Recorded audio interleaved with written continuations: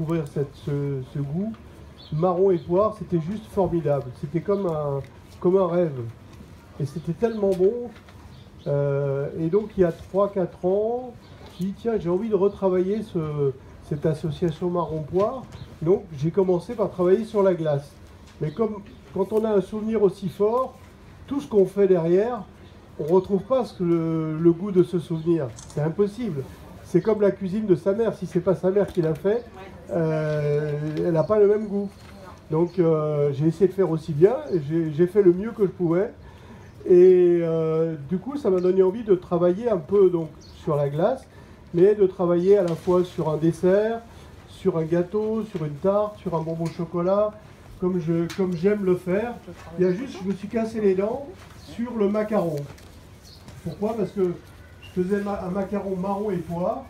Ça avait ni le goût de poire, ni le goût de marron. J'ai essayé 4 ou 5 recettes et ça ne fonctionnait pas.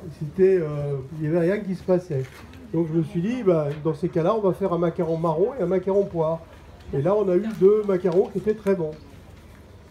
Alors pour faire cette recette aujourd'hui, Manon, qui est avec moi, Manon est chef pâtissier à l'atelier de création de la maison Pierre Armé.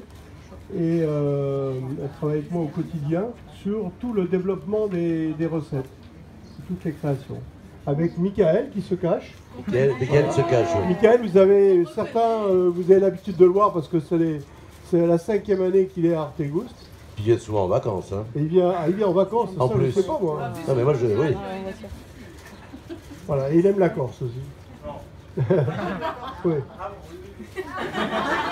Oh. On a 2 jours encore à passer, Michael. Donc, voilà l'histoire de cette recette. Et donc j'ai fait le gâteau, j'ai fait la glace, j'ai fait la tarte. Et le dessert, donc ce que j'appelle moi dessert, c'est quelque chose qui est fait au moment, qui est assemblé au moment et qu'il faut manger aussitôt, comme au restaurant. Donc c'est le principe de cette recette. Vous allez voir, il y a 2 pages de recette, c'est long, mais il n'y a rien de compliqué. Il n'y a rien de compliqué. Alors quand on goûte quand on travaille le marron, on travaille à partir de quoi? On travaille à partir de marron confit, de pâte de marron cuit sous vide, de marron en forme de pâte, de purée.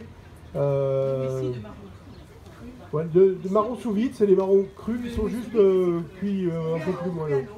Je peux demander un renseignement. La différence entre la pâte de marron et la purée de marron?